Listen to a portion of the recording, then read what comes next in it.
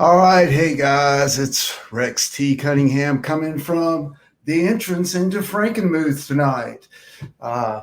As I say, this is my $20 budget for production. So we're still having a little bit of problems with getting Karen and Kelly on, but we're working on that. And if you get kicked from the waiting line, just hang in there. Let's see. I'm trying to get where we can get Karen and Kelly Kiszka on. I think I see a lot of people trying to get in, and we're going to try to get to everybody. Right now, though, I'm still trying to get our guests in. I see right now Dan and Lori are on with us, and some of the other fans. And what I want to do is basically tonight, just I know a lot of people have been wondering what's going on, and I know we're all waiting around for new albums and everything, but that's not what we're here to talk about tonight. What we're here to talk about tonight is with Karen and Kelly Kiszka, Lori and Dan Wagner, and about the relationship from when you have kids that are running around the house in diapers and stuff, and then the next thing you know, they're getting Grammys and they're selling out and they're doing all these great things. And they have a peaceful army. They have a whole army behind them. And what we're here tonight is celebrate that relationship. I know everybody's going through a tough time right now. We're kind of stuck inside. But what we're going to do tonight is have a good time and just be relaxed, laid back. We're not going to talk about the new album because when it comes, it comes. And that's just something we got to wait on and be patient with.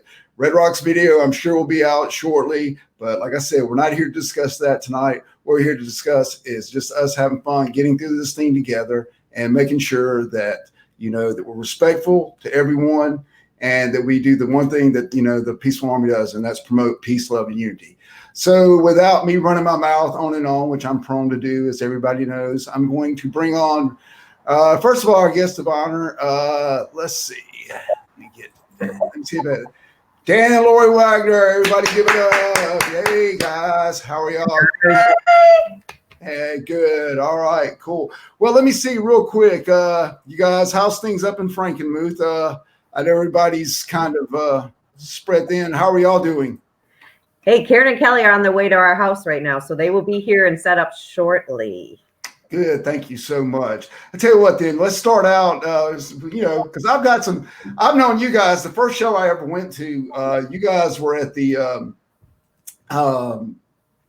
Grog Shop in Cleveland. And this crazy guy with these plaid pants was running around. I'm like, did you see that? Did you see those guys and stuff like that? And they're like, yeah, our drummers, our sons. And I'm going, oh, I hadn't been able to get my mom to come see me play since I was like in 8th grade or something like that. And I thought it was really cool. And didn't you just walk by that? Didn't you just happen to walk by that night? Yeah. I mean, no, we flew up.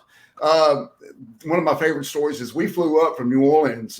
We flew out of New Orleans up to Cleveland just to come see the guys and go to the Rock and Roll Hall of Fame. Okay. And of course, we did all the Hall of Fame things. And then we went that night and stuff. And I can just remember Daniel and I'm going to call him Daniel because I know how it is at your house. And it's really it's no big deal. I'm the original Danny, by the way. Yeah. Okay. All right, good.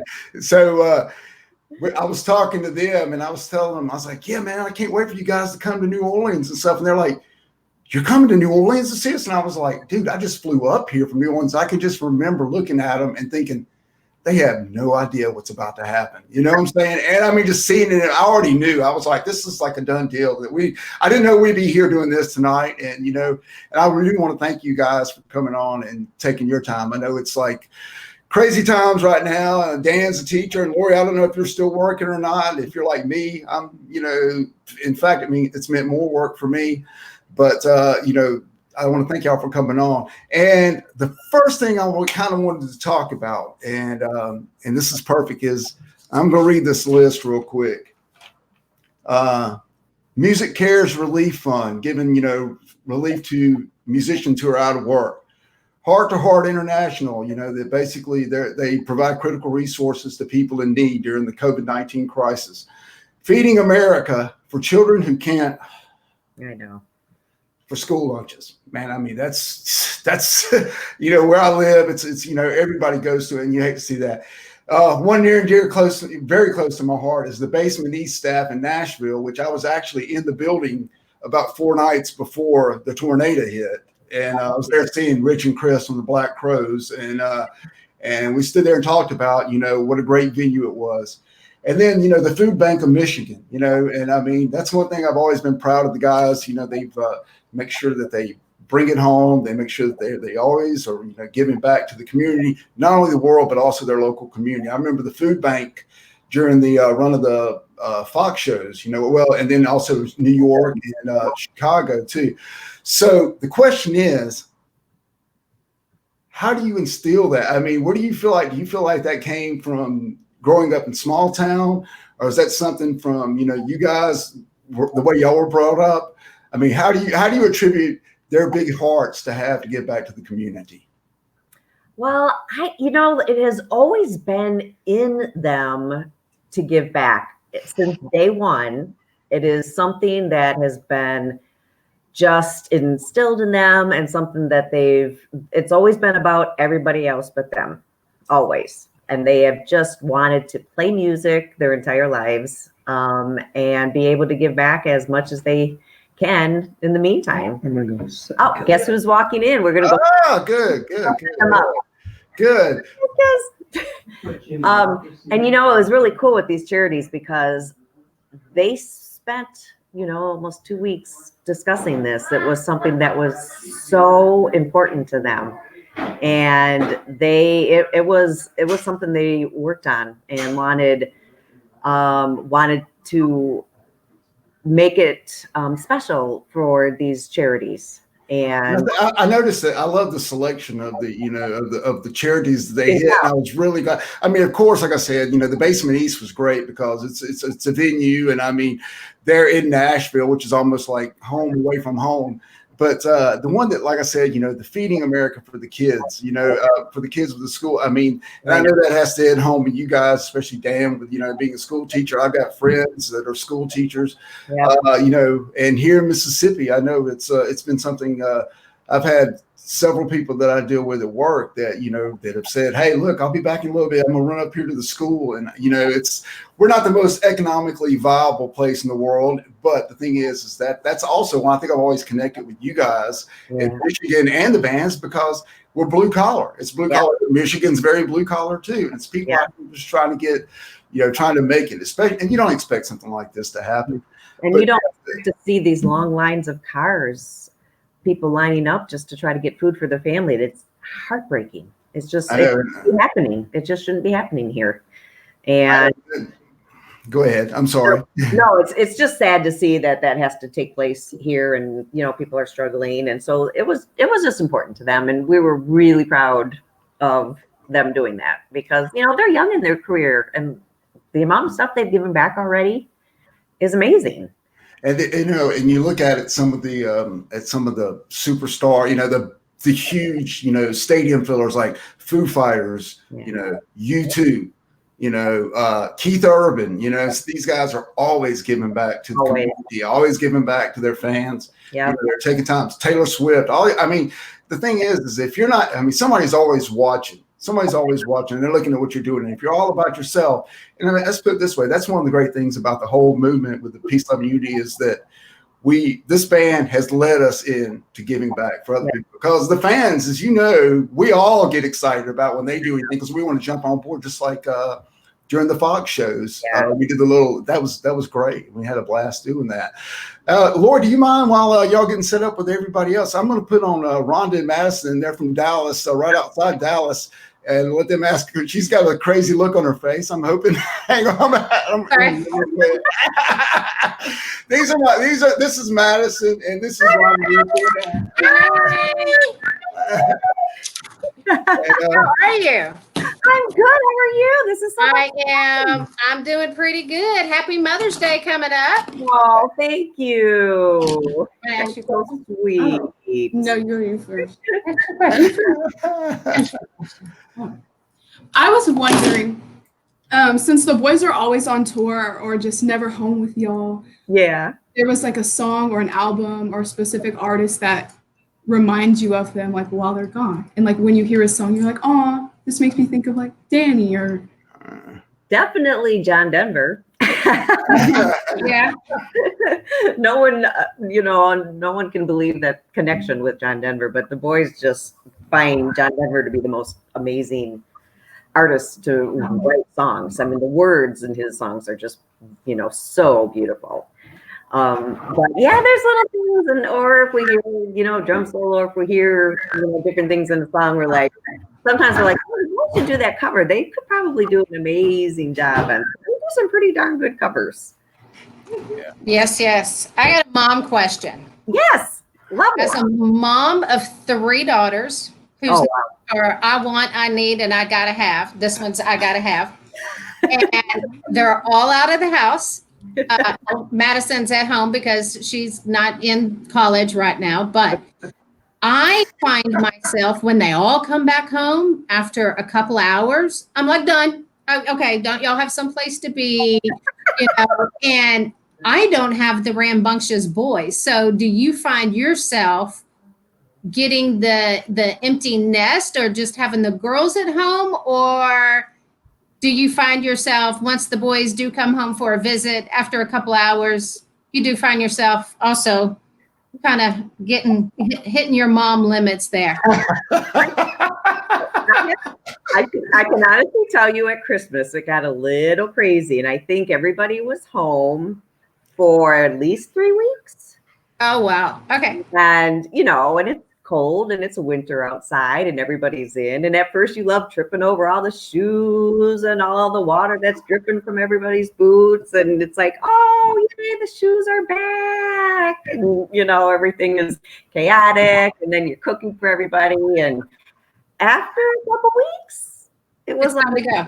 It's like, okay, it's good. Love it to death. Love taking everybody home. But it's almost like everyone can only take so much, togetherness and right. But everyone just has such a different schedule. I think the hardest part is everybody's schedules. We get up early and the boys don't get up so early. And you mean they sleep till noon? Noon. Let me tell you about a story in Nashville that they were late for sound check at 3:00 in the afternoon because somebody. His last name might have been Wagner. Couldn't get out of the bed. It was either I can't remember if it was Josh or Danny, one of the two. So, but in all defense, I will say this on the mom thing too. And I think Lori, I may have told you this story before, but in New Orleans, the second show, this was the craziest thing. They played, and afterwards in the club, they had 80s dance music night. And Danny came downstairs, and we're standing there, and I'm yelling at him. I was like, "Are you going home?" And he's like, "Yeah, I'm going on." I was like, "You got to go see mom. You got to go see mom when you're not on tour. You got to go see mom." And he's just looking at me like I'm freaking crazy, which, So I was like, I said, when you get home, what are you going to do? He goes, "I'm going to go see my mom." I was like, good, man. So always ex-travel musician, whenever you went home, hey, you needed clothes washed because you didn't need to do that yourself. Oh, yeah. Good home cooked meal. And probably now you probably never like, look, Mr. Rockstar, that's out there. When you come home, you're Daniel. You're Daniel, my son. And the garbage needs to go out. I can imagine. That's if I know Dan well enough, that's probably I can imagine. I enjoy doing his laundry now because he gets all this stuff. I mean, he has. Don't say that out loud. I hang up. I look at these new shirts and stuff, and they go to thrift stores, and I see all this cool stuff, and I'm like, where did you get this? And I'm like, if I didn't do his laundry, I wouldn't be able to see all this cool stuff or try it on secretly. I was going to say, or steal a shirt here and there, and jewelry. Oh my God, he and I have so much fun doing jewelry together. I've never thought I would be doing jewelry with my son like that. He's such a kind, sweet boy. He's very funny. Yeah, very funny at home. He does always been a gentleman, always been gracious toward me. That's one thing I've always. I mean, we had the first conversation I ever had with any of them was me and Danny in Cleveland that night and stuff, and he was just as nice. And I think they get tickled every time they see me come around. And stuff they like do. But, so I tell you what, Rhonda and Madison, I'm gonna put you on pause for a little bit, and I'm gonna bring Shay from up in Cleveland while we get Kelly. All right, guys, thank you. Let me tell you something too, Lori. These two ladies treated me like a king when I saw them in Sugarland. We had the best time. It was the only show I've been to where there was 25 people taking a nap it was like nap time before the show. I think me and Madison were the only ones up. She's got a picture of me. I'm sitting there. We have a nap time at a Greta Van Fleet show. So anyway, okay, let me bring Shay in here. I'm gonna bring Shay on screen. Thank you, babe. Y'all have a good night. All right. Thank Hi, Shay. Oops. Hey, oh, Shay. And, Hi. Sorry about I love it. You have some beautiful love your hair. you. No, walk out now. Thank you. Shay, Got it done before everything closed. I'm going to embarrass Shay real quick because when we were in Philadelphia for the Greta shows, we wound up hanging out with Luke from the Struts, and Luke liked him some Shay. We got some pictures of Luke standing. So, but anyway, it was hilarious. How you doing, Shay? Is your mom? Good, okay, cool. Hey, you got a question for Lori? Yeah. Yeah. Karen and Kelly are trying to get out, and the studio's full. Is there a way to get them out? Oh, okay. I didn't know if they were going to come on the camera with y'all. Yeah, hang on just a second. Yeah, I'm gonna have to kick a few people. Shay, you and Laura. Shay, if you want to ask Laura a question while I'm doing this, that'd be great. Okay. Okay. I'll talk to Jake. I was wondering what your favorite activity to do, like when the boys come home, or you and Danny and Josie, whether it's at home or out of state. One of the things we like to do is cooking. Daniel loves to cook in the kitchen, and he actually got that love from the Kiszkas. Because they're Kelly is a really good cook, and all the boys cook, and so Daniel really never developed a love for cooking until he met those boys, and then he brought it home, and then we got to taste all this fun food, and so that's definitely one of the things we like to do, and of course he has to golf with my husband. Yeah. The golf, and my husband actually has a virtual golf course in the basement that he hits into a green So screen. you can do that while all the golf courses. They do that year round and can do that in the winter, and they can play 18 holes, and it's pretty cool. Awesome. That's so cool. Hey, We made it. I think the connection started there. So good. All right. Awesome. That worked out really good. Right on time. And Lori's going, yeah, okay. Now. All right. It's good. So we got all the primary parties on. Thank y'all so much. I know, trust me, like I said, I have bad internet or I have slow internet. Sometimes I'm amazed it's worked this good. So how's things at the Kiszka house during this time? Ronnie is home, and it's just the three of us. He works at a chemical company, so he's still working. And we're just getting stuff done around the house and in the yard, and doing puzzles and doing movie nights and game nights, and teaching Veronica how to brew beer and make wine. Yeah, brewing beer. I've met her. I think the drinking beer thing, I think she's got that down pat. I've met her at the drinking she's good at. Yeah, the drinking good. The consuming is good. So I got a question for everybody. Has anybody else had a day that they just broke? I mean, just broke of being in the house. Mine was yesterday or the day before. I'm just over being in the house. You guys all know how I travel. I go all over the place. I mean, and watching live streams and getting to play a little bit of music, has been very nice. A little bit around the house. Kelly, have you got to play at all since this has all started? Just working on, I'm starting to try to learn the chromatic harmonica. So I've been working on that, trying to read music, things that I've not done before. So, working on that. But he hasn't been able to go out and perform. We had one, my little band, we had one little or two little practices where we have a big practice room. But other than that, it's been and that's only been an hour. And we've been blessed, like I said, down here. We've, we haven't been hard as hit as a lot of the people. But, we're getting on to other things. Shay, did you have a question that you wanted to ask Kelly and Karen? Yeah, I'll ask the same thing. Hi. Hello. Sorry if I interrupt you. It's a little bit delayed, so I'm not doing that on purpose. The best thing you can do is turn Facebook off. Everything's going through this, so if you can just see the little group that we're in here. So anyway, okay. Go ahead. Okay. What is your favorite activity to do when the boys come home? Whether home or out of state, or when you guys are all together? When they're home, my favorite is game night. When we play Trivia Pursuit, or we have a game that my family's played all my life called May Night. It's kind of like a gin rummy sort of thing. So game night when they're home. So it usually starts out with them cooking a massive gourmet meal. Yes. And then we have that. We have a few drinks leading up to it. Another charcuterie tray.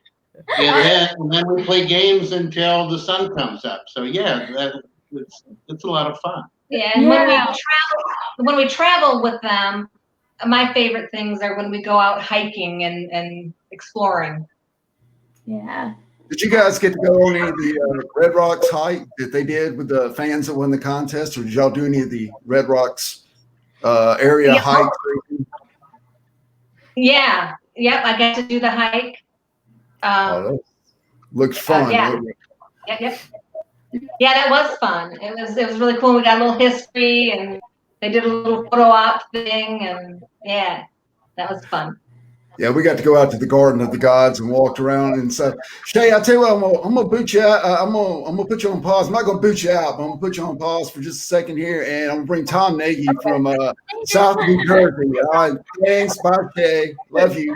Thanks, Jay. All right, let me see. Let me find Tom here. You too, Shay. All right, Tom. Hey, everybody. It's Cole. Is that Cole back there? Oh yeah, this is Yeah, Cole. Come on in here. So this is Cole. Cole was seeing Greta Van Fleet, and he got a set list from Josh, and Yay! Awesome. so How exciting. Wow. my other son's here too, but I'm not sure what he's doing. I'm sure he's watching a movie with my wife and so forth. You know, just trying to do it all. So, but Cole loves the band. He's a bit shy right now. He's a rail rider. He rode the rail at Asbury Park with us in New Jersey last year. Really? That gig was, we always talked about that gig. What great! And let me tell you something. These are the best behaved kids I've ever seen. My mom and dad would have never brought me to a concert like that with all my friends around. These kids, we played frisbee, we threw football together, we played guitar. Tom's also featured with me in New York. Me and Tom did an online version of Flower Power with the Flowerettes. We had like 6 girls. We called them the Flowerettes. The same Flower Power. It was great. We're hacks. The girls were great. We're hacks. Tom, you got a question? Yeah. I have a question. It's for Kelly and Karen at first. When did you first notice that your blues and your folk like influence was going to be a big part of the boys' life? And, how important was that when they were growing up to have all those influences in your home per se? I'm sure you had all the basics from Robert Johnson to Willie Dixon on the blues side to John Denver and Bob Dylan on the folk side. They just always listened to it because that's what we had going in the house. So we would go to that music as well. They didn't form the band until the twins were 14, going on 15. And they did a lot of covers of the, the old classic rock. But Jake, he had been playing guitar since he crawled one. And he learned blues. Kelly taught him blues, and that's what he learned was blues on the guitar. I don't know when we knew it would have had such a huge influence on their music. I guess you can see in Jake's guitar development, just the stuff that he would play. I really think once he became in the early teens, you could hear a lot of Clapton influence on him. Yeah, a lot of Clapton. I mean, when you think of the blues and then you think of where the blues got modern, really where the British invasion brought that sound forward. And I think Clapton was at the forefront of that. And I was really into Cream at the time. And I think when you could hear Jake going after that sound is when it really was clear that that's what he appreciated. There's one particular clip there's like a Cream documentary, and Jake was really blown away by this, just as I was, and Karen. But they interview Clapton and say, "Well, how did you learn to play all of this stuff?" And he goes, "Well, I listened to all of these records at John Mayall's house, and then he took all these slow blues tunes, and then he's playing them, and he goes, and then we kind of speed them up." And if you can find that clip, it's spectacular. It's sound. You hear that? That's the birth of rock and roll. Is right there in that few minutes of a clip. But yeah, I don't know. I got to hear Jake do Crossroads. He has a version where he's doing Crossroads and he speeds it up about 90, and I'm sitting there going, that's a guy who's played Crossroads a few times, because that's not the easiest lick to play live sometimes and keep in time. So their blues influence, I mean, is definitely something that I remember standing in that club that same night with Lori and Dan, and these young guys from Michigan get up and do a Howlin' Wolf song, and they did the cover of Evil. And I'm going, Yeah. how do a bunch of 21-year-old, I'll never say this again, kids know about Howlin' Wolf? And I just want to thank y'all, first of all, especially being a guy from Mississippi who, loves the Delta blues, plays the Delta blues, for that influence. And I mean, that's something, Lori and Dan, I was going to ask, what was Daniel's main influence? What was the one record that y'all heard blasting all the time? Dan, what did you play back in the day that influenced your kids?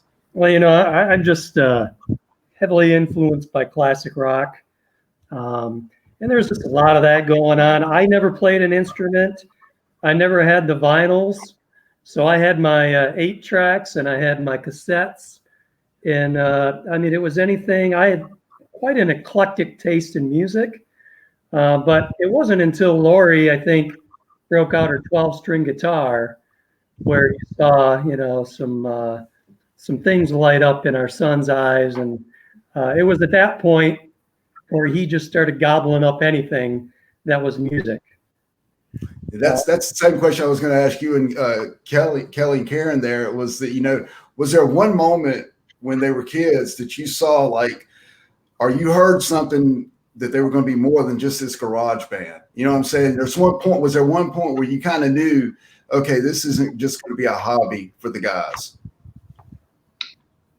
I think there are points. There's multiple points, and it kept reappearing. When you hear something, you go, "Wow, well, we're just parents." So we would second guess, and then Dan and Lori would do the same thing. We'd go, "Wow, they sound really good, but is it just because we're their parents and we think they sound really good? Are they really good?" You guys really don't stop. We were just a little biased. Well, you know how many times somebody says, "Oh, my kids are in a band," or my child's in a band, and everybody thinks the same thing. Is like, "Oh, they're pretty good," and you go, "Yeah," and everybody thinks the same thing. Well, yeah, they're probably not as good as you think, Mom and Dad. And so we kind of went along that direction, thinking, well, okay, maybe they're really not as good as we think because we're their parents. Yeah. And yeah, Lori, Dan, Karen, and I would go and watch them, and we'd go, wow. Well, but then we started seeing the fans really embracing. You could see people, and Dan has mentioned this before, and we've all seen it, that when they were just little and they'd walk into a place where they're early teens, and people are skeptical and they go, "Oh, what are these kids doing here?" Well, yeah, we'd walk into the bar and they'd go to such, and you'd see all these people looking like disgusted, like, who let these kids in here? And they're carrying instruments. This is the entertainment, and you people would mumble and grumble, and it was uncomfortable. But as soon as the kids started playing, and I loved to stand in the back of the room and watch. Yeah. Because they'd be and as soon as they, and then all of a sudden we'd be like, people. Yeah. And it was a clue. We were like, okay. You can see minds being blown. Yeah, that's the thing is, it's still that way now. Even it's still that way now. I mean, I look around all the time and see. I can remember at the Fox back at the end of 2019, this guy just was grabbing me, and which is usually the other way around. I'm grabbing. I was like, "Did you I mean?" And this guy was so excited. And I was like, first time seeing him, right? And he's like, "Yeah." And I'm like, "You got the right look on your face." So you were about to say something about Jake there, Kelly? Yeah, so with Jake, we always knew that he was going to be in music. He wore his guitar. He got up in the morning and he put that guitar on and he played guitar all day. I mean, when he was at school or eating, at halftime he was eating. It was so funny. I'd be like, "You're not listening to me." And he'd be playing, "I'm listening to you, Mom." And I'd have to put my hand on the neck and say, "No, listen to me." So I knew he would be in music. I knew he was good. And he had a talent. And he was like 14, 15. We knew he was college bound. Started looking at music schools. We knew he'd be in music because he was really good. But they formed the band, and whether it was going to be a garage band or not. I know they had their dreams, but it was a bit where we kind of went, yeah, this is really a possibility. Yeah. It's awesome. I mean, and the thing is, I always, I use the term the American dream, but it's the rock and roll dream for anybody, and I've always said this, that it's been such a great experience to watch them go from, in the bars and stuff like that. And, I caught on very early into the past Black Smoke Rising era, and see them go from these 300 clubs to, these 14,000 stadiums like Forest Hills last year. Tom, going back over to you. Did you have another question you wanted to ask, Tom? Yeah, sure. I have a question for Dan and Lori. Really, it just goes similar to what I asked the Kisnas was there an aha moment that I know that Danny loves playing golf and he excels at golf. I'm not sure if he's better than you, Dan. Maybe we'll have that discussion sometime else. But was there like an aha moment that Danny really flipped that switch over to rock and roll rather than heading down that PGA path? He tells a story when people ask him, and he probably heard this in interviews, but he would say, and he loves golf, he loves music, but he said he knew that it was his time to pursue music when he's playing golf. All he could think about was playing music. He said, but when he was playing music, he never thought of golf. So, Wow. I mean, that kind of sizes things up and puts things into perspective. Golf is always going to be there, but music is his true number one passion. Fantastic. That's an awesome story. And I just want to say, we just want to thank you all for being such model parents, bringing all such positive influences to your sons, and just for them to share their gift and all their just awesomeness with us and the world. So we thank you all. Thank you. Thank you. All right, we're gonna take a little video break. I'm gonna not embarrass. I was there. We're gonna this goes back to the Fillmore. Yeah, the Fillmore 2019. Is Papa Kelly Kiszka gets on, throws a little killing floor. I'm gonna show a little clip from this real quick. Hang on. Let's see if I can get this.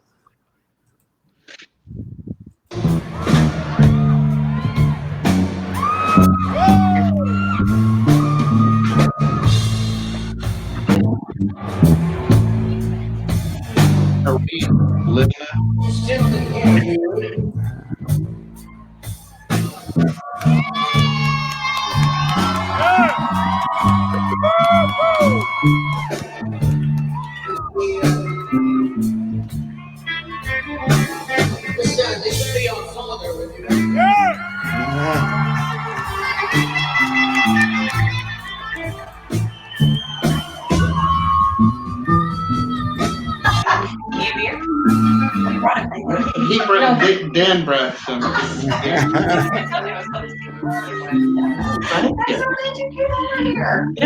Thank you for bailing us out from that. Oh my gosh. We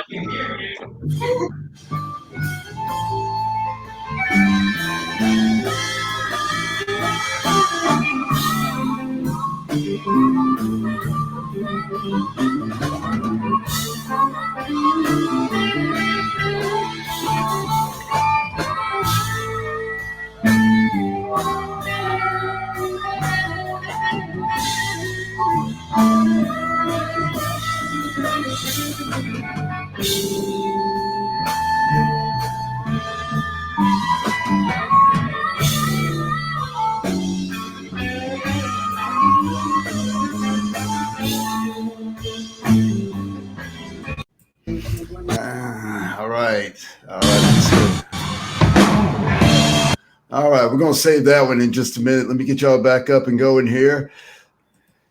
So, Kelly, you there? Yes. So how was that night to take the stage? Hang on, let me get you back up on screen here. Get everybody back up. There we go. All right. How was it that night to be up on stage with your sons? And I have to say this, and this is the one thing I was going to say earlier. I'm like I said, I'm still learning all this software too. My son calls me Boomer all the time for so. But to get on that stage in front of that big crowd. Had you played in front of a bigger crowd than that before that night? No, that was the biggest crowd for sure. I mean, so to answer your story, I'm going to go back a little bit because their first big thing was opening for Gary Hoey at the Diesel Lounge in Rochester, and Michigan. So they were the opening act there, and for them it was a big move, and they were all very nervous, and they said, "Well, can you come up on stage with us?" And I thought, "Yeah, I can do that." And so they started playing, and I played a little bit of harmonica, and I just remember looking down the line, and I could see all of them in line, and I thought, well, what a special moment that was. And I still can picture it in my head, and I thought, well, if nothing ever progresses beyond this, I'll always remember this special moment of being at this moment with my kids, to be on a stage in front of, it was an okay crowd, but then for them to invite me to go on the stage again to a much significantly larger crowd, it was quite an honor, because they're so. And this time you were the nervous one. I was nervous. Yeah. Okay, and I'm gonna be honest. We were expecting. I was thinking Red Rocks. I was going, okay, come on, Kelly. And then I saw you standing on the side. And I was like, now if you get your dad up and play Red Rocks, trust me, you're like, that's you get anything out of your kids from there on out. I mean, that's pretty much. Yeah. Trust me, that's like everything's taken care. Before we get back, bring some other people back on screen. I do have a question for Dan and Lori too, and all you guys. So they're growing up, they're young, they're starting to play, they're starting to gig, they're staying out late. Band versus school, which was so many fights in my household. It was like, if you knew those history books, like you knew that music, like, I could quote every Van Halen album, every Van Halen song, how long they were, the solos. But for some reason, when I got to math and algebra, it was tough. Was it difficult keeping the guys focused growing up about completing their school? Because like I was telling y'all earlier, I'm very proud of everybody has a high school diploma, and they walked, right? Did all the guys walk with a diploma? Yeah. Yeah. That's, and that's wonderful. And that's right there during the Grammy thing. I was talking to them, and I say, all these younger people, and I don't like to call anybody kids, but there are some kids that they're going to look up to them, and they're going to see that. And that's one thing I remember, Sammy said something joking around about drop out of school or don't drop out of school, but he also said, it's very important.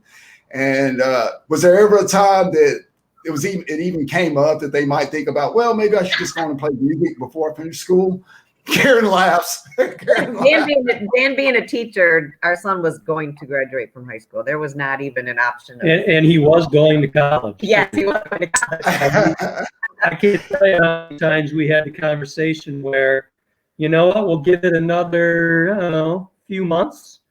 And if nothing pans out, we're going to start applying to colleges. And I think it was by the time he finished his junior year, we knew things were evolving with the band. And so entering his senior year, I think the his path had been paved in the music industry at that point. So it was smooth.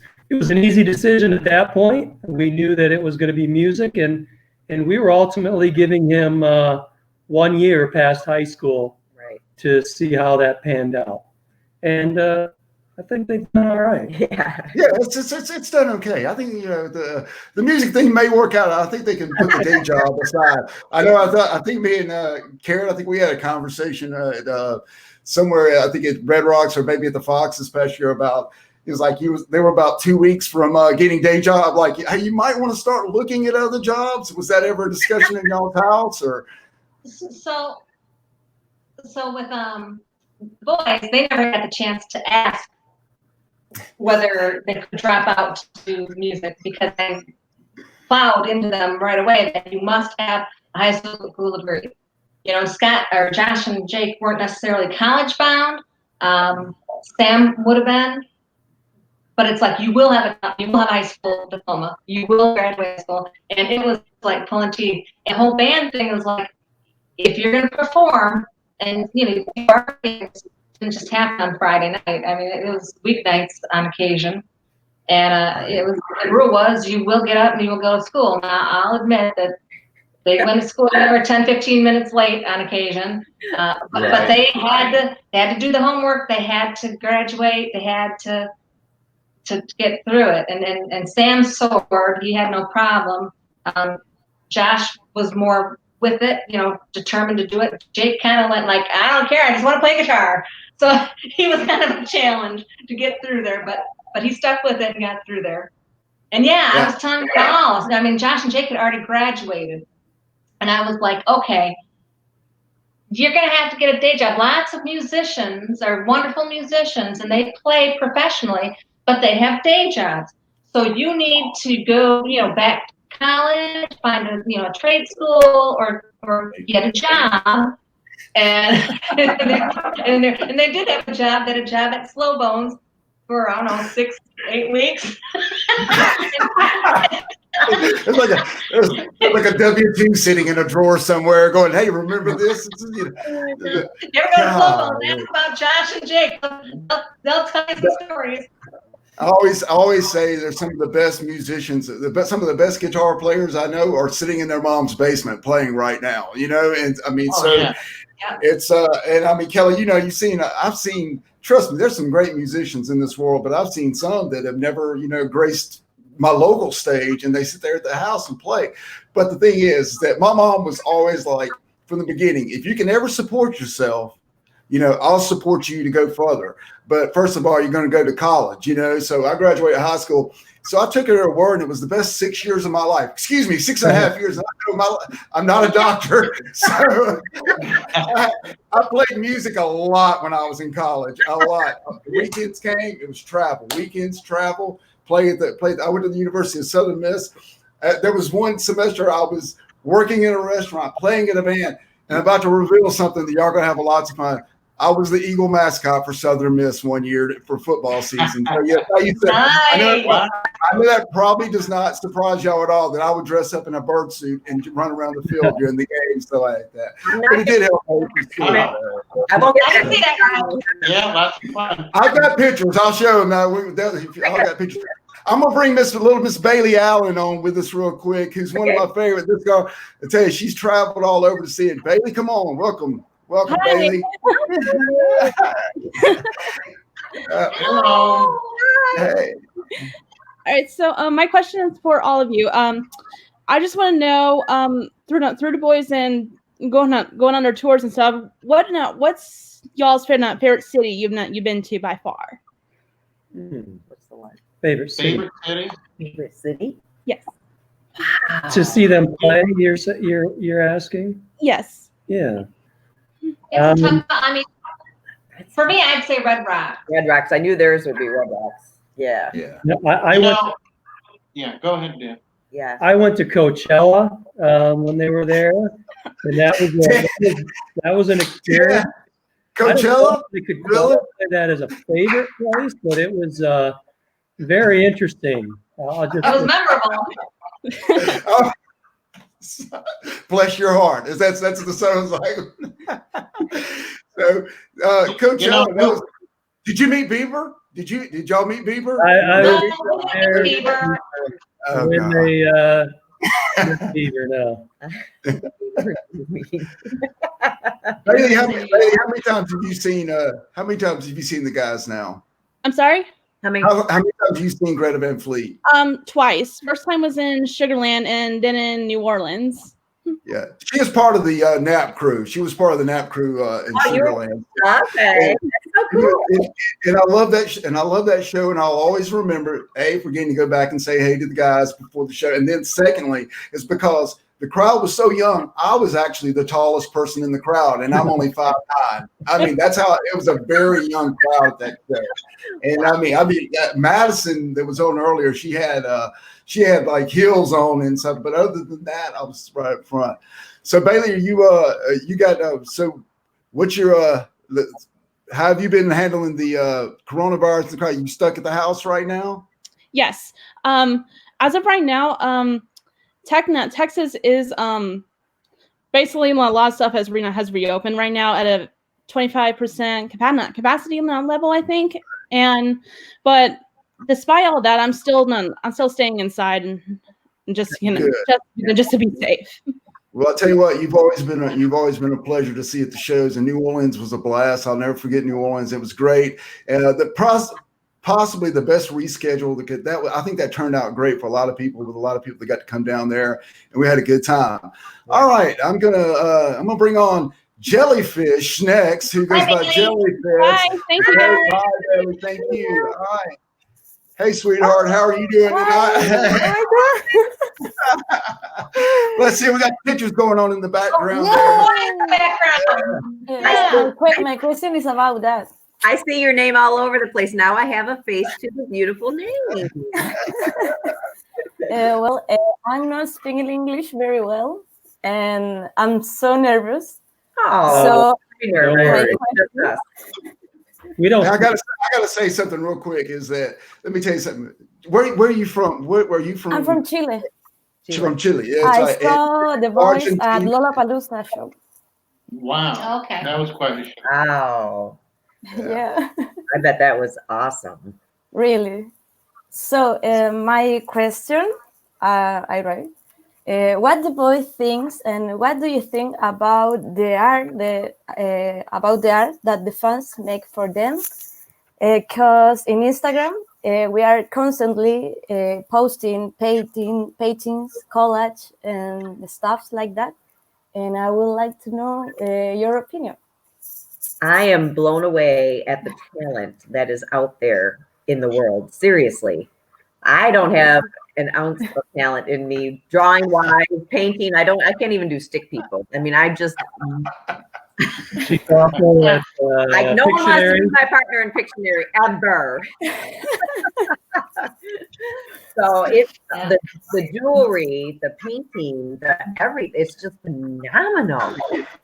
Thank you. Yeah, well, the fan art is wonderful, and I know the boys see some because we've talked about all the really cool things that and all the talent, like Laura's saying, there's all the talent that's out there. There's sketching and painting and collages and jewelry, and it's just incredible. Yeah. I think Greta Van Fleet fans are probably more talented than most fans of them.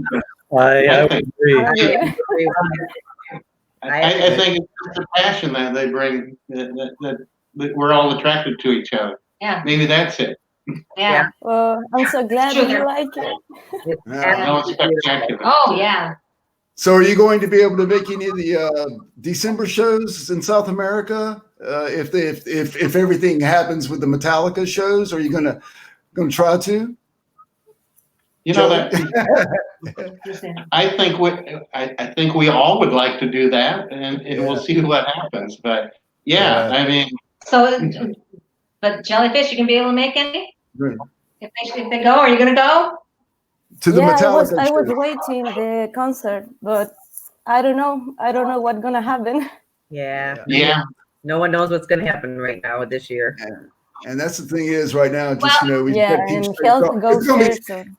Imagine when we all get together, though. That's the thing I tell everybody. I was gonna say, what happens? I'm gonna be there. Yeah, I know. It's gonna be like American Counseling. I'm going to that concert. I know, and that's the thing is, I'll keep thinking, okay, I don't know where it's going to be. I've already told work. I've already told the girlfriend. She'll come with me this time because she's ready to go too. Yeah. And I'm like, it's going to be like the biggest clothed orgy that I've ever been. So I keep saying clothed orgy. I mean, I can tell you right now, it's good. You know me already. I'm going to be the whole time, especially all my friends and everybody from around the world that I've got to know, I've got to meet, everything like that. Everybody's just like, no matter when it happens, we're going to be there. I mean, I've got more vacation days.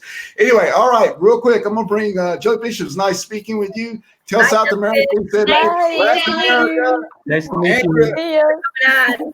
Andrea's down in Argentina. I'm supposed to give a big shout out for the Latin America and Argentina and South America crowd. I'm going to bring on one of the first people that I ever met at a show right now. This is Margot, and Margot is, let me get her mic on.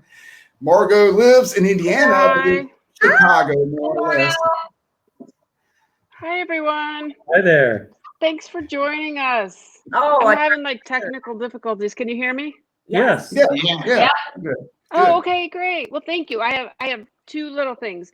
First of all, Lori and Dan, I want to say that Daniel is like such a great kid. Or he's not a kid, but you know, He is a kid. he is a kid. When you're 55. thank you. I wanted to tell you, when I first met him at Fisher Hall at the benefit for the floor, the new floor, Yes. I wanted a CD signed for my nephew, and he's in the Navy. And Daniel was so sweet. He was telling me that he had a cousin that was in the military, and so he wrote to Logan, "Go Navy," and it was just so sweet and heartwarming. So he's a great guy. And you guys all did great jobs. I mean, they're such really great kids. And then I had a special question. Oh, you're welcome. I had a special question for Karen, because I love songwriters. I'm just a big fan. So and so, you know, when we go to the they always play the John Denver song. We know that. The Music Is You.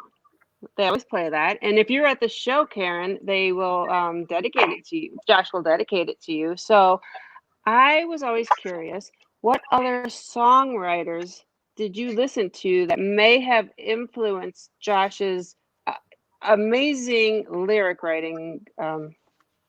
That's my question. Did you listen to any other songwriters, you know, like the folky songwriters? I mean, we hear about the blues a lot, but we don't hear about the songwriters. Yeah, I had more of the classic rock and the John Denver-esque, Joni Mitchell. Joni, okay. That group, and I never like played one a lot. Elton John. Elton John was a big one that I've been listening to since I was like 7 years old. You know, so there was a lot of that playing.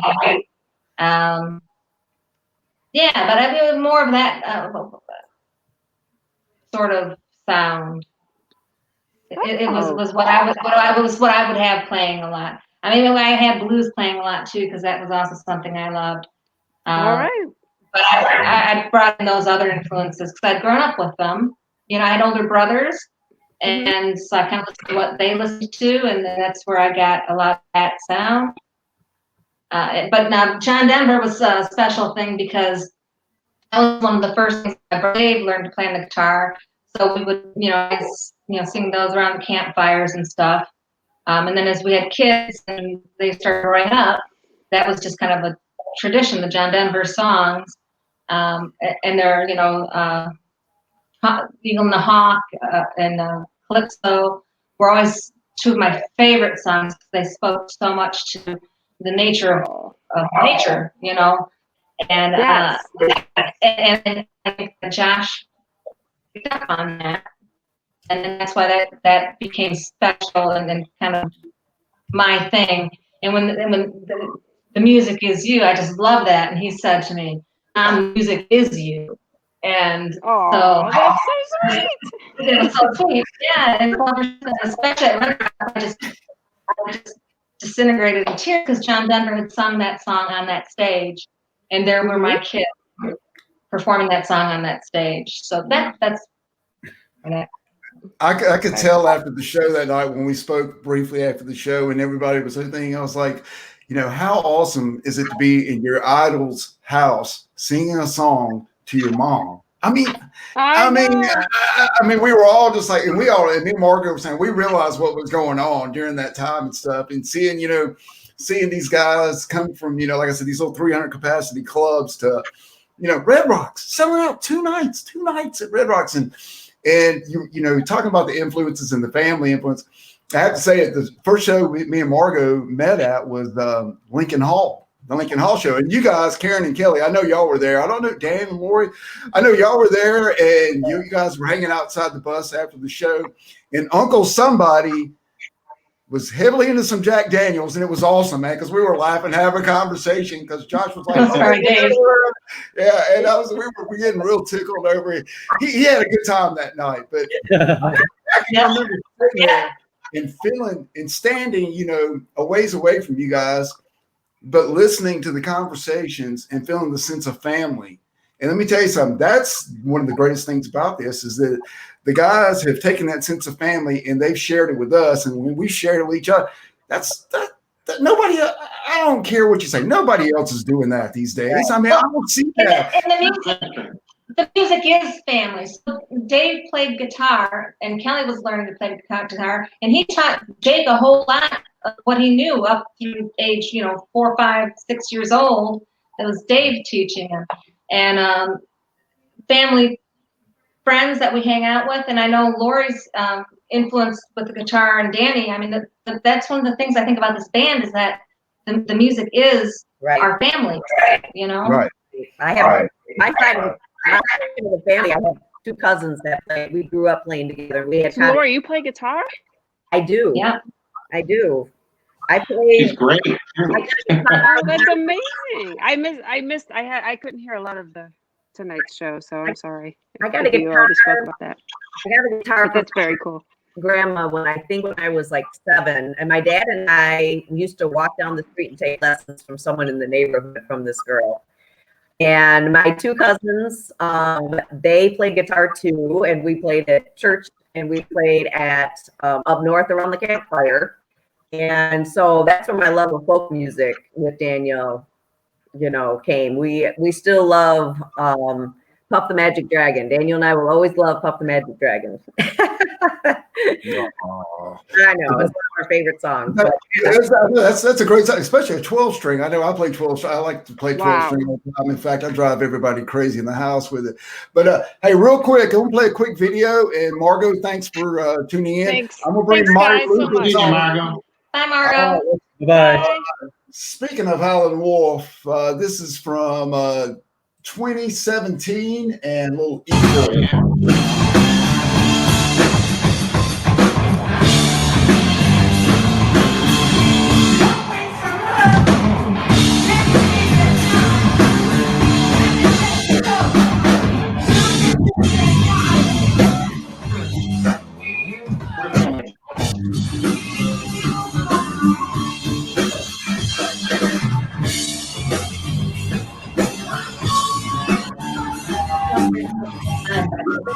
Right enough.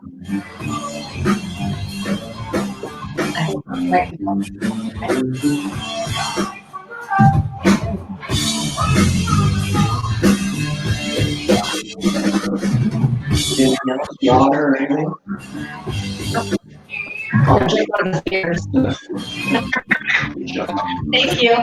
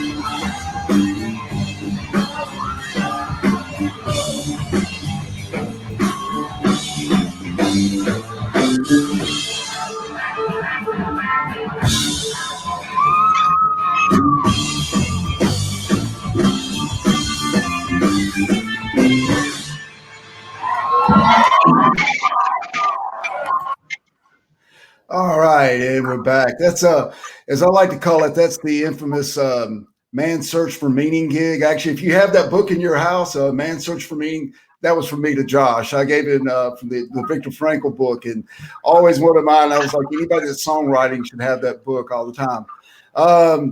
Also, real quick, I'm gonna bring. We're gonna try to finish up here shortly. I know you guys got a lot of stuff going on, and let's see. I think I had Molly. Did I lose Molly Lucas? There she is. I'm gonna bring Molly on real quick. Hey, Molly. Hey, Molly. Hey. Let me see. It sounds like you might be having a little problem with your audio. Do you have a question for the families? Yes. I don't know if you can hear me or not. Yeah, we can hear you fine. Okay, good. cool. I was going to ask, what is your all's favorite song from the boys that you like to hear live the most? Ooh, that's a tough one. That is a tough one. Because I like. I don't know that I really have one favorite. I really like Age of Man. Of course, High Tunes, the classic Rose Love to Feel Good.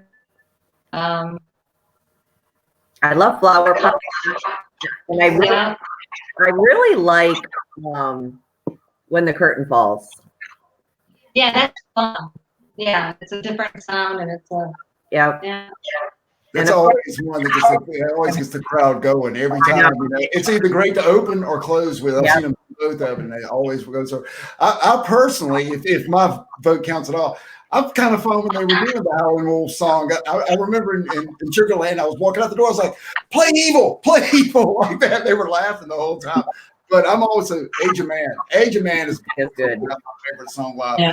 Flower Power is also a no. And I know me and Molly's had some great experience in Philadelphia. By the way, also, Molly and her friend Chandler were directly responsible. Go ahead, Molly. You tell them what they are responsible for in Philadelphia.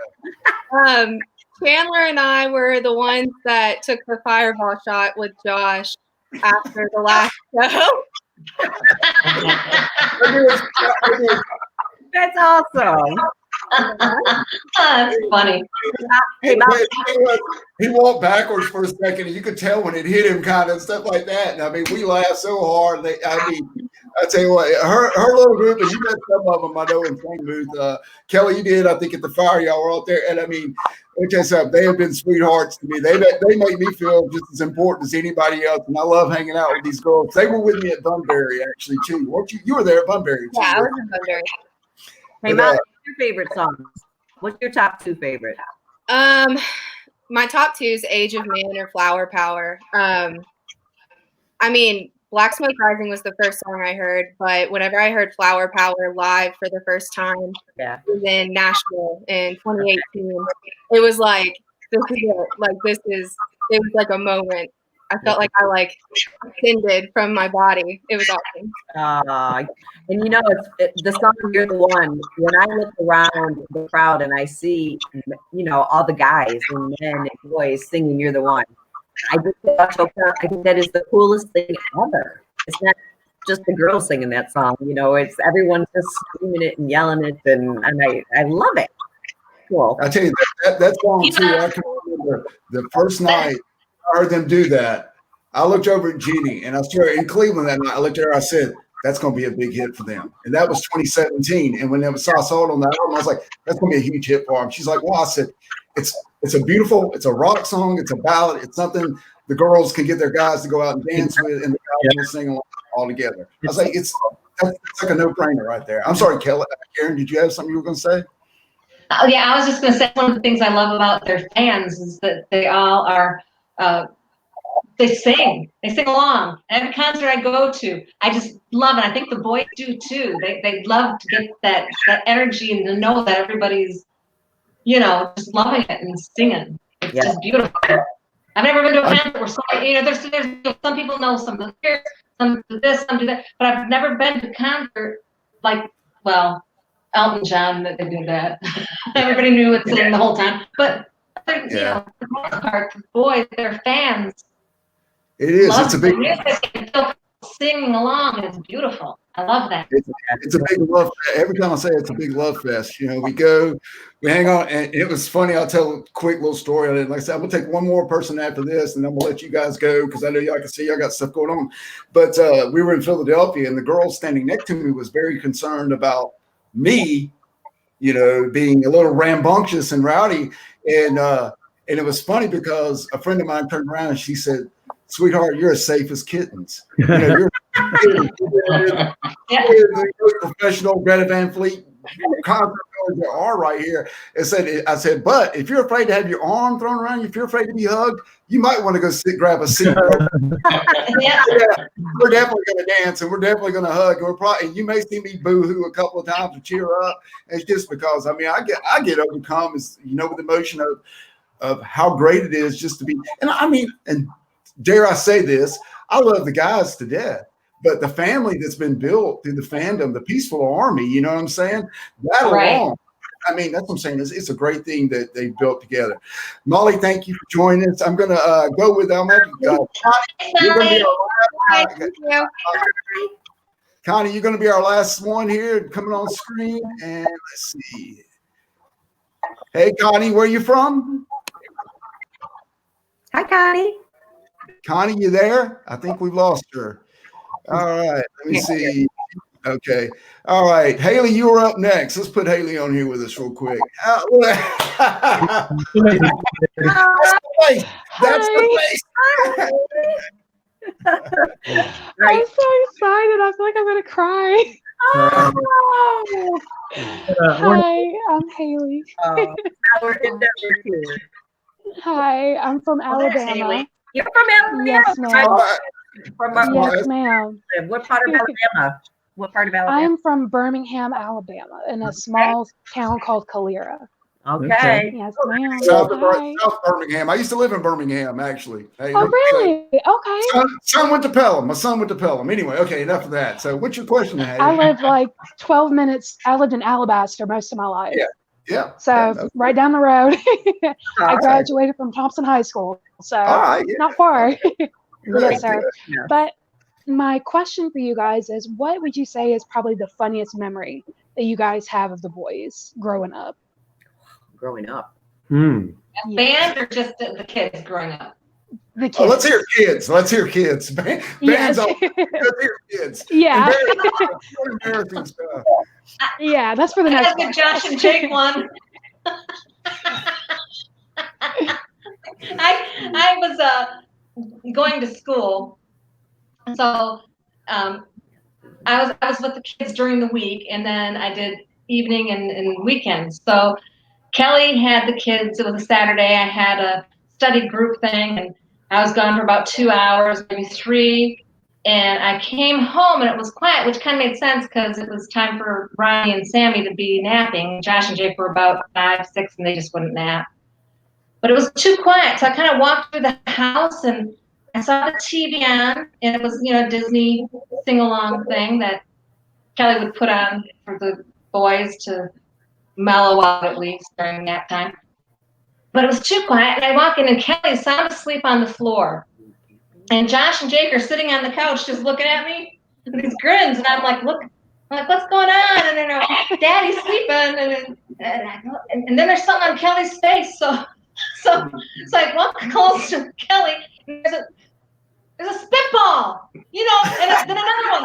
And I looked down, and they just they lifted up, and he was so tired, he passed out cold, and they had blown spitballs at him. They were on the wall. I was happy with them right there. But it was so hilarious after the fact. Good clean fight. Oh, yeah. But that's how they entertained themselves, and he was sound asleep. That's amazing. So favorite, I gotta ask. My question is for the Kiszkas. Most played Disney movie in your house as the kids were growing up, as the guys were growing up. Most played. What did they watch? What did they watch the most? there was Sound of Music, which wasn't Disney, Fern Gully, which wasn't Disney, and Lion King. Those ones we saw a lot. But the soundtrack to Lion King is just amazing. Yeah. Yeah, that's always. I walk around the house. Soon as if I walk outside, it's "Remember Come." I do it all the time in the house. 29 years. My son's 29 years old. I walk into the office in the morning. We work together now. It's "Remember Come," and he's like, "You never shut up with that." I'm like, not until ever. Dan, Lori, what about for Daniel? What do we got some good golf embarrassing moments or anything? No, but in terms of Disney, we have a ton of Disney movies that we've watched once or twice. I can't say he's ever attached himself to a Disney, but he would go in streaks of or certain interests. Like for a while, of course, he was in the Wiggles generation, so he actually gold. Murray was his favorite Wiggle. Murray's Danny's favorite Wiggle. Yeah, so I'm going to be wearing a Danny Wiggles t-shirt next time. Right? Okay, so. But then again, that was all music, right? And that was his first introduction to music. So he was big. Check on Amazon. I'm sorry. Go ahead. And then it evolved into monster trucks. Wow. And then the Indiana Jones series and the Star Wars series. So I mean, he would just latch onto something, and it was his. And then after a while, it would kind of dissipate, and he'd move on to something else. But the Wiggles is the first thing that comes to my mind. The Wiggles, awesome. I know. Oh. That's amazing. Haley, thank you for joining us. Real quick, I'm gonna. Thank you so much. I had somebody. Thank you, Haley. Real quick, and I'm gonna add on Todd Shaw real quick, and then I'm gonna let you guys go. This is one of the. This guy right here. Let me tell you something. He is when we did the fundraiser back December of 2018 at the Fox and stuff. Right. This man right here purchased signed albums, did everything he could to help with the charity work that we did for the Children's Hospital of Michigan. And let me tell you something. Todd Shaw is one of the aces. He was right up front with us at Red Rocks. Todd, how you doing? Hey, I'm doing great. How are y'all doing tonight? Just kind of with the cord, right? Nice beard. We're having a good beard. I'm losing the beard contest. It's all coming off as soon as I got to go back to work. Right Same now, here. the baby's kind of got us laying low. So, where are you from, Dad? Where are you from, Dad?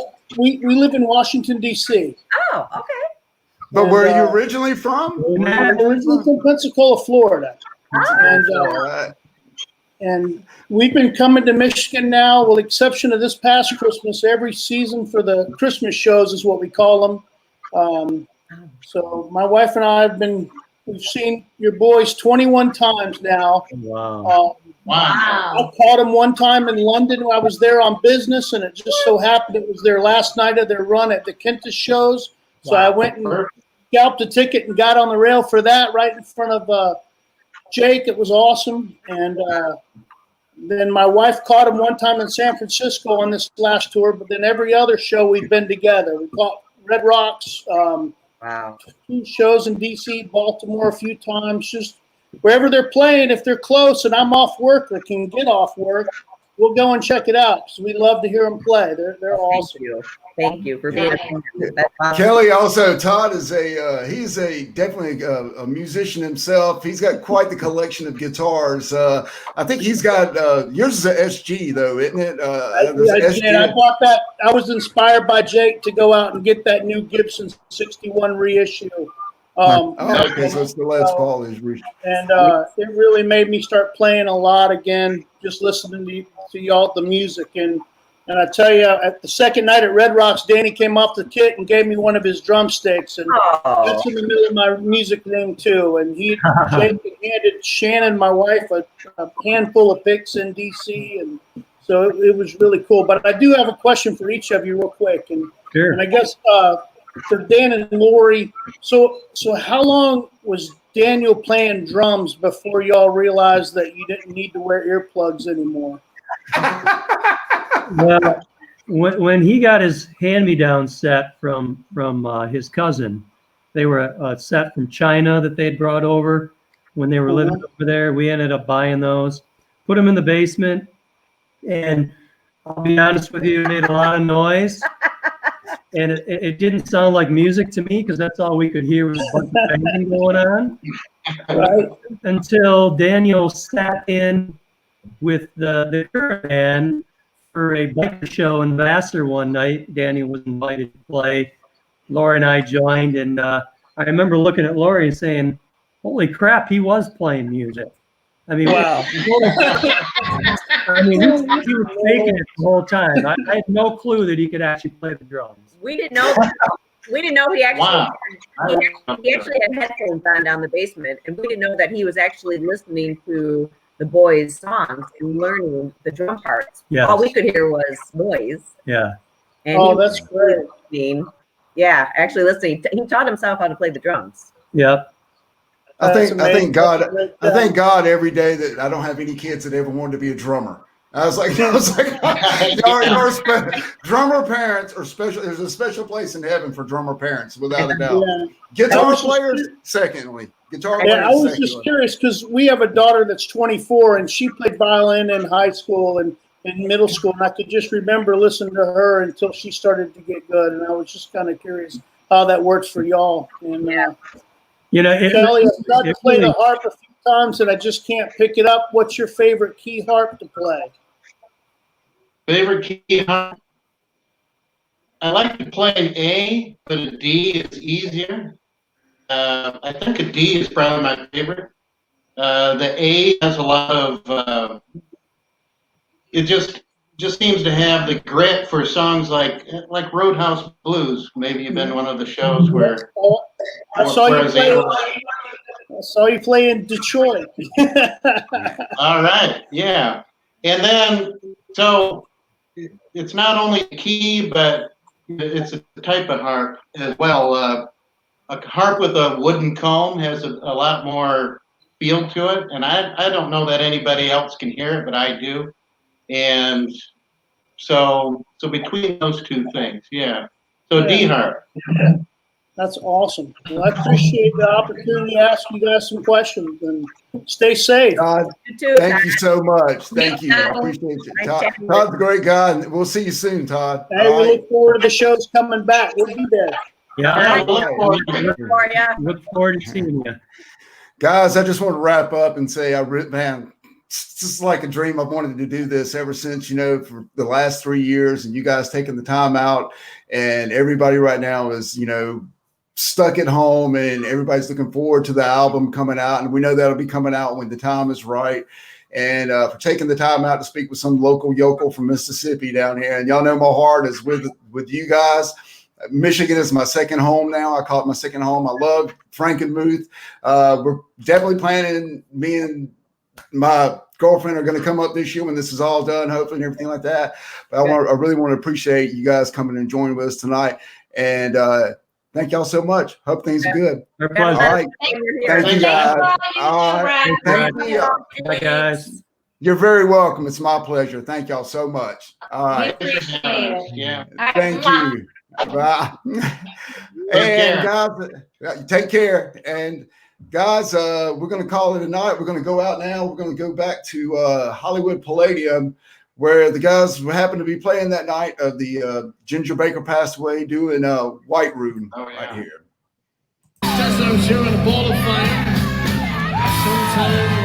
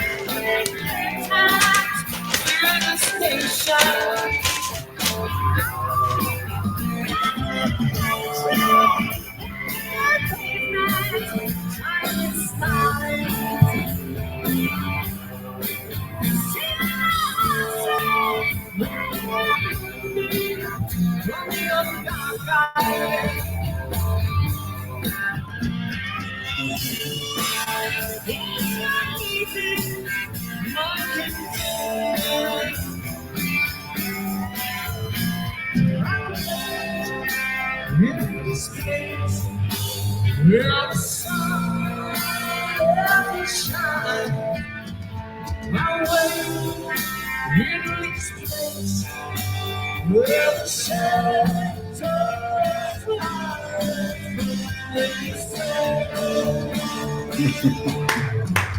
You say your spirit's insecure at this station.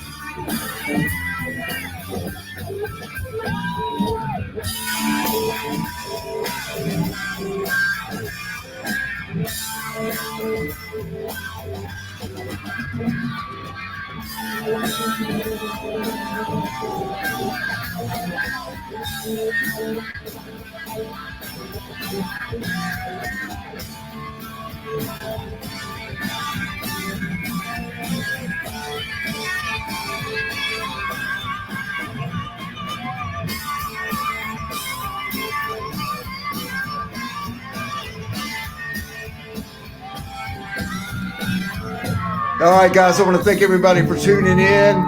Thank you, Karen and Kelly, for joining us, Dan and Lori. Y'all make sure that you're out there right now supporting all the bands and local bands, buying merchandise. But the main thing is make sure you keep spreading peace, love, and unity. Thanks, guys. Have a great night. Appreciate it.